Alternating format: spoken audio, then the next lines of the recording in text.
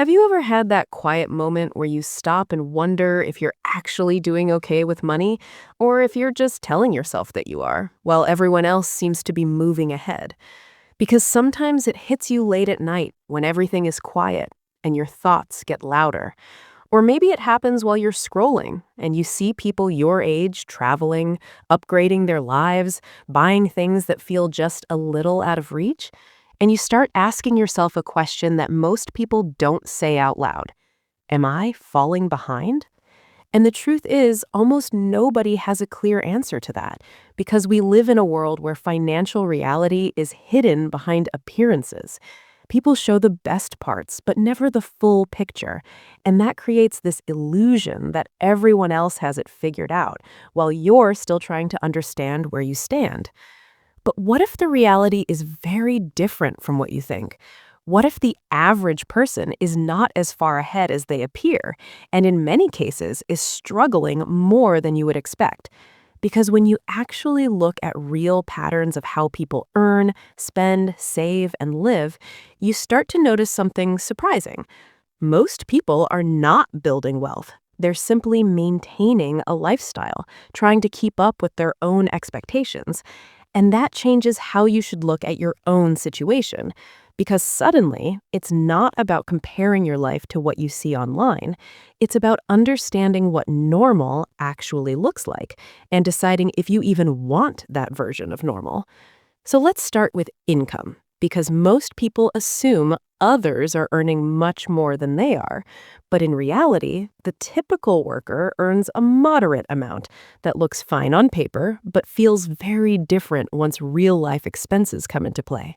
Because taxes, bills, and daily costs reduce that number faster than expected. And that's where the real difference begins, not in how much people make, but in how they manage what they make. Because income alone does not create financial stability, behavior does. And this is where things start to feel uncomfortable. Because when you look at how people actually handle their money, you realize that a large number of them are not preparing for the future at all.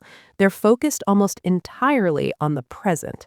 And nowhere is this more visible than in retirement, where many people either have very little saved or nothing at all. Not because they don't care, but because they delay. They assume there will always be more time. They think they will figure it out later, and later keeps getting pushed forward until it becomes a problem that feels overwhelming.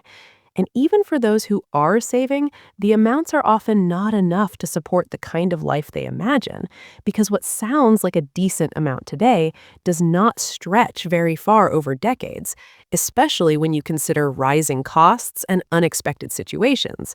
And this creates a reality where many people end up relying heavily on external support instead of their own financial foundation. And that is a risky place to be. But let's bring it back to the present, because this is not just about the future. It is about how people are living right now. And when you look at spending habits, you begin to understand why saving becomes so difficult, because the average person spends a large portion of their income just maintaining a basic lifestyle. Housing takes a major share. Food, transportation, and everyday expenses quietly fill in the rest. And by the time everything is covered, there is often very little left. And that creates a cycle where people feel like they are working hard but not making progress. And when unexpected costs appear, which they always do, the easiest solution becomes borrowing. And that is where debt starts to build, especially with credit cards, because they make it easy to solve short-term problems while creating long-term pressure.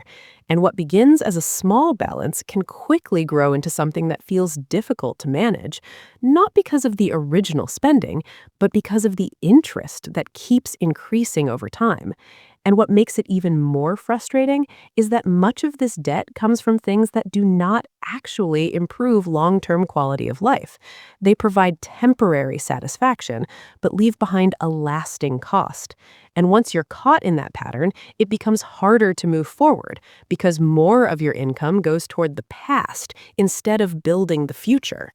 And this is where something like your credit profile starts to matter more than most people realize, because it quietly influences opportunities, better terms, lower costs, more flexibility. But maintaining it requires consistency, and consistency is something many people struggle with, not because it's complicated, but because it requires discipline over time. And when you step back and connect all these pieces, income, spending, saving, and debt, you start to see a clearer picture of financial health. And that picture is not defined by how much you earn, but how much you keep and how intentionally you manage it. And that is what ultimately determines your net worth, which is the simplest but most honest measure of your financial position: what you own minus what you owe.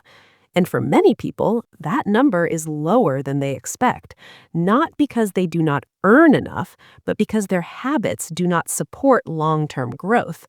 But here is where everything changes, because once you understand what average actually looks like, you realize something important. It's not that difficult to do better than average. The bar is not as high as it seems. You don't need an extremely high income. You don't need perfect timing or special knowledge. You just need to be slightly more intentional than most people. Spend a little less than you earn, save a little more consistently, avoid unnecessary debt, and invest with patience.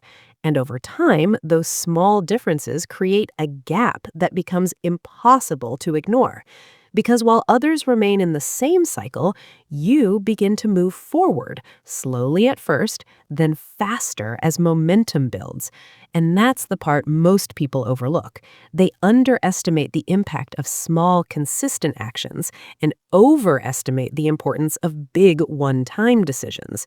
But real financial progress is rarely built in a single moment. It's built through patterns, and the patterns most people follow are not designed for long-term success, even though they say they want it. And that's the contradiction.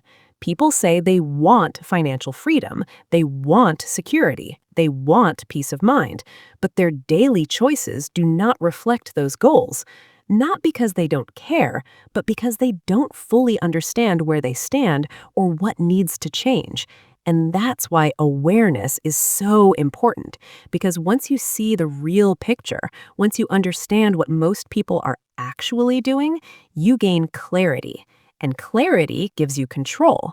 And control allows you to choose a different path, one that is not based on comparison or pressure, but on intention and direction.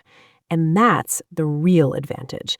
Not being perfect, not being ahead of everyone, but simply being aware enough to make better decisions over time. Because in the end, this is not about judging where you are right now. It's about deciding where you want to go and whether you're willing to do what most people do not in order to get there. Because average is not a benchmark of success, it's just a reflection of common behavior. And common behavior does not always lead to the life you want. So the real question is not whether you're ahead or behind. The real question is whether you're willing to think differently, act differently, and build something better for yourself, step by step, choice by choice, until one day you look back and realize you're no longer wondering where you stand, because you already know you chose your own path.